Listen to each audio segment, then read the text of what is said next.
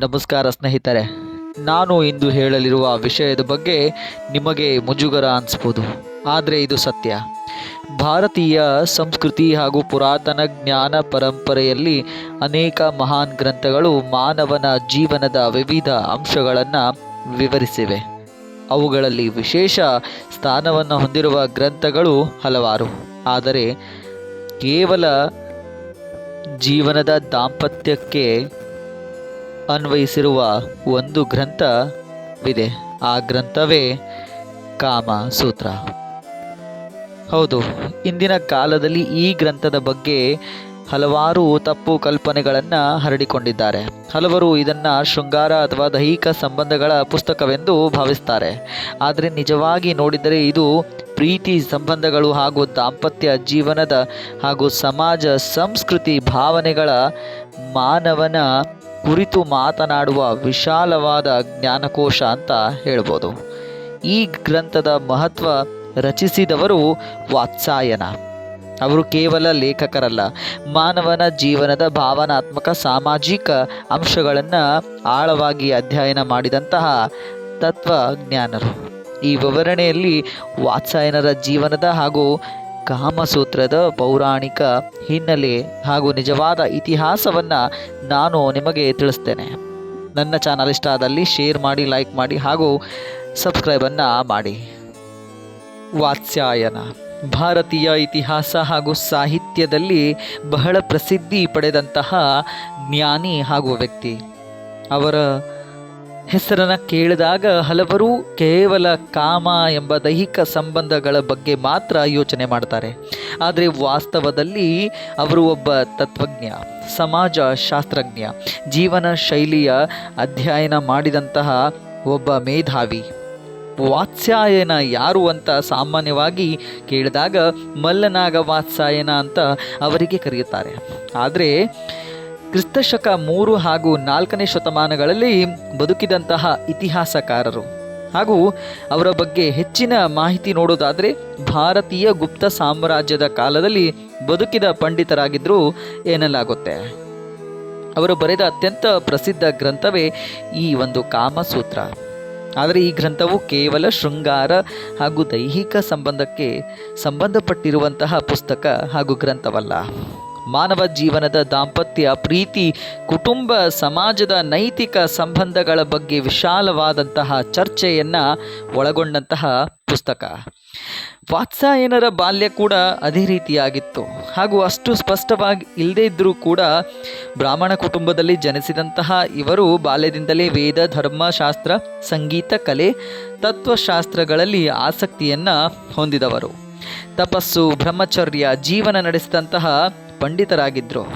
ಕೇವಲ ಕಥೆಗಳ ಪ್ರಕಾರ ದೇವಾಲಯಗಳಲ್ಲಿ, ರಾಜಸಭೆಗಳಲ್ಲಿ ಹಾಗೂ ಗುರುಕುಲಗಳಲ್ಲಿ ಜ್ಞಾನವನ್ನು ಪಡೆದಂತಹ ಒಬ್ಬ ಮೇಧಾವಿ ಅಂತ ಹೇಳ್ತಾರೆ. ಹಾಗೂ ಆಶ್ಚರ್ಯಪಡುವ ಸಂಗತಿ ಏನಂತ ಅಂದರೆ, ಕಾಮಸೂತ್ರವನ್ನು ಬರೆದಂತಹ ಒಬ್ಬ ವ್ಯಕ್ತಿ ಸ್ವತಃ ಸನ್ಯಾಸಿ ಆಗಿ ಬದುಕಿದಂತಹ ಒಂದು ಮೇಧಾವ ಹಾಗೂ ಒಂದು ಸಂಪೂರ್ಣ ಬ್ರಹ್ಮಚರ್ಯವನ್ನು ಪಾಲಿಸಿದಂತಹ ವ್ಯಕ್ತಿ ವಾತ್ಸಾಯನರಾಗಿದ್ದರು. ಕಾಮಸೂತ್ರದ ರಚನೆಯ ಹಿಂದಿನ ಪೌರಾಣಿಕ ಕಥೆ ಕೂಡ ಇವೆ.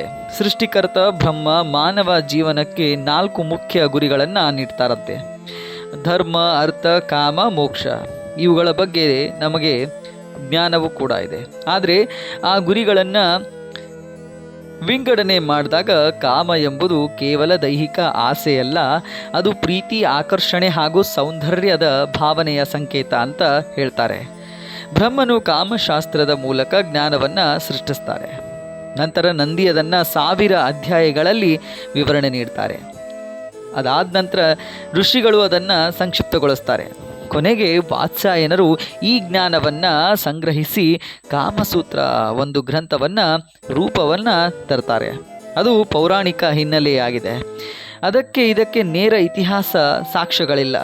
ಪೌರಾಣಿಕ ಹಿನ್ನೆಲೆ ನಿಜವಾದ ಇತಿಹಾಸ, ಪೌರಾಣಿಕ ನಂಬಿಕೆ, ದೇವತೆಗಳಿಂದ ಬಂದ ಜ್ಞಾನ, ಋಷಿಗಳ ಮೂಲಕ ಹರಡಿದ ಶಾಸ್ತ್ರ ಹಾಗೂ ಮಾನವನ ಜೀವನದಲ್ಲಿ 4 ಗುರಿಗಳಲ್ಲೊಂದು ಕಾಮ ಅಂತ ಹೇಳ್ಬೋದು. ಇತಿಹಾಸಕಾರರ ಅಭಿಪ್ರಾಯ ಹಾಗೂ ಇತಿಹಾಸದ ದೃಷ್ಟಿಯಿಂದ ನೋಡಿದಾಗ ಕಾಮಸೂತ್ರವು ಪ್ರಾಚೀನ ಭಾರತೀಯ ಸಮಾಜದ ಅಧ್ಯಯನದ ಗ್ರಂಥ. ನಗರ ಜೀವನ, ಮಹಿಳೆಯರ ಸ್ಥಾನಮಾನ ಯಾವ ರೀತಿ ಇತ್ತು, ವಿವಾಹದ ಪದ್ಧತಿ ಯಾವ ರೀತಿ ಇತ್ತು, ಸಂಗೀತ ಹಾಗೂ ಕಲೆಗಳು ಹಾಗೂ ಸಂಬಂಧಗಳು ಯಾವ ರೀತಿ ಇದ್ವು, ಸಾಮಾಜಿಕ ನಿಯಮಗಳ ಕುರಿತು ಮಾಹಿತಿಯನ್ನು ಈ ಒಂದು ಕಾಮಸೂತ್ರ ಗ್ರಂಥದಲ್ಲಿ ನಾವು ತಿಳಿದುಕೊಳ್ಬೋದು. ಅದು ಗುಪ್ತ ಯುಗದ ಸಾಂಸ್ಕೃತಿಕ ಜೀವನದ ಪ್ರತಿಬಿಂಬ ಅಂತ ಕೂಡ ಕರೀತಾರೆ ಹಾಗೂ ಪರಿಗಣನೆಗೂ ತೆಗೆದುಕೊಳ್ತಾರೆ. ಹೀಗಾಗಿ ಕಾಮಸೂತ್ರವನ್ನು ಕೇವಲ ಶೃಂಗಾರ ಪುಸ್ತಕ ಅಂತ ನೋಡೋದು ತಪ್ಪಾಗುತ್ತೆ. ಕಾಮಸೂತ್ರದಲ್ಲಿ ಏನಿದೆ ಅಂತ ನಾವು ತಿಳಿದುಕೊಂಡಾಗ ಒಟ್ಟು 7 ಭಾಗಗಳಾಗಿ ವಿಭಜನೆಯನ್ನು ಈ ಒಂದು ಕಾಮಸೂತ್ರ ಪುಸ್ತಕದಲ್ಲಿ ಮಾಡಲಾಗಿದೆ. ಸ್ನೇಹಿತರೆ, ಪ್ರೀತಿ ಮತ್ತು ಸಂಬಂಧ ಜೀವನಕ್ಕೆ ಮುಖ್ಯ. ಅದೇ ರೀತಿ ದಾಂಪತ್ಯ ಜೀವನವೂ ಕೂಡ ಅದೇ ರೀತಿಯಾಗಿರುತ್ತೆ.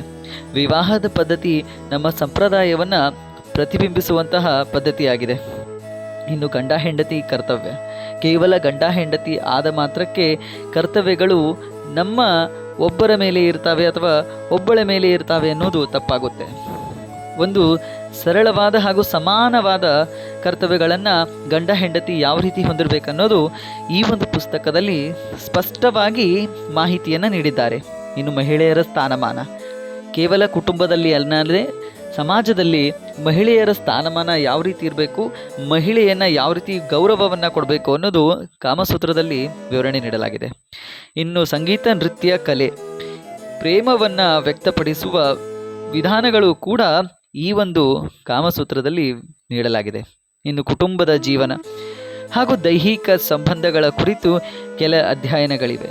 ಸ್ನೇಹಿತರೆ, ಸಂಪೂರ್ಣ ಈ ಗ್ರಂಥವು ದೈಹಿಕ ಸಂಬಂಧ ಆ ಒಂದು ಕೇಂದ್ರ ಬಿಂಬವಾಗಿ ನಿಂತಿಲ್ಲ, ಎಲ್ಲ ಭಾಗಗಳನ್ನು ಒಳಗೊಂಡ ಪುಸ್ತಕವಾಗಿದೆ. ಹಾಗಿದ್ರೆ ಕಾಮಸೂತ್ರ ಅರ್ಥದ ನಿಜವಾದ ಉದ್ದೇಶವೇನು ಈ ಪುಸ್ತಕದ ಅಂತ ನೋಡೋದಾದರೆ, ವಾತ್ಸಾಯನರ ಉದ್ದೇಶ ಕೇವಲ ಶಾರೀರಿಕ ಸುಖವನ್ನು ಬೋಧಿಸುವುದಲ್ಲ, ಆದರೆ ನಿಜವಾದ ಉದ್ದೇಶ ಪ್ರೀತಿಯನ್ನು ಅರ್ಥ ಮಾಡಿಕೊಳ್ಳೋದು ಅಂತ ಹೇಳ್ತಾರೆ. ಗಂಡ ಹೆಂಡತಿ ನಡುವೆ ಗೌರವ ಬೆಳೆಸ್ಕೊಳ್ಬೇಕು, ಸಮತೋಲನಯುತ ಕುಟುಂಬ ಜೀವನವನ್ನು ಕಟ್ಟಬೇಕು ಹಾಗೂ ಮಾನವನ ಭಾವನೆಗಳನ್ನು ತಿಳಿದುಕೊಳ್ಬೇಕು ಅನ್ನೋದು, ಹಾಗೂ ಜೀವನದಲ್ಲಿ ಧರ್ಮ, ಅರ್ಥ ಹಾಗೂ ಕಾಮದ ಸಮತೋಲನ ಸಾಧಿಸುವುದು ಕಾಮಸೂತ್ರ ಪುಸ್ತಕದ ಮೂಲ ಉದ್ದೇಶವಾಗಿದೆ. ಅವರು ಹೇಳುವ ಮುಖ್ಯ ವಿಚಾರಗಳು ಇವೇ ಆಗಿವೆ. ಕಾಮವು ಜೀವನದ ಒಂದು ಭಾಗ ಮಾತ್ರ. ಸ್ವತಃ ಪುಸ್ತಕ ಬರೆದಂತಹ ವಾತ್ಸಾಯನರು ಹೇಳ್ತಾರೆ, ಕಾಮವು ಜೀವನದ ಒಂದು ಭಾಗ, ಅದು ಧರ್ಮ, ಅರ್ಥ, ಕಾಮದ ಜೊತೆಗೆ ಸಮತೋಲನವಾಗಿರಬೇಕು.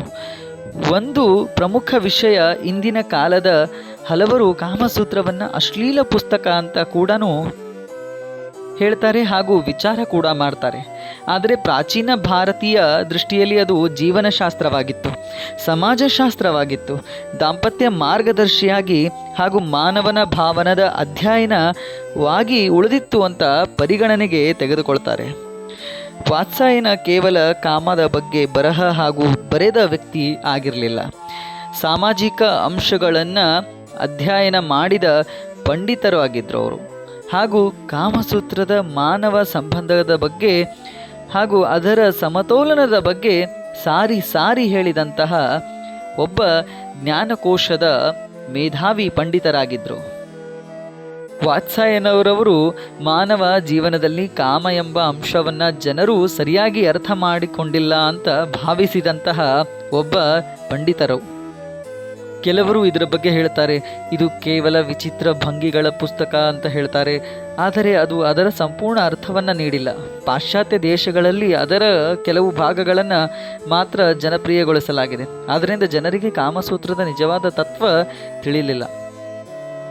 ಭಾರತೀಯ ಸಂಸ್ಕೃತಿಯಲ್ಲೂ ಕೂಡ ಕಾಮದ ಸ್ಥಾನ, ಪ್ರಾಚೀನ ಭಾರತದಲ್ಲಿ ಕಾಮವನ್ನು ಪಾಪವೆಂದು ನೋಡಲಾಗುವುದಿಲ್ಲ, ಆದರೆ ಅದು ನಿಯಂತ್ರಣ ಮತ್ತು ಜವಾಬ್ದಾರಿಯೊಂದಿಗೆ ಇರಬೇಕಂತ ನಮ್ಮ ಸಂಸ್ಕೃತಿ ಹಾಗೂ ಸಂಪ್ರದಾಯಗಳು ಹೇಳ್ತವೆ.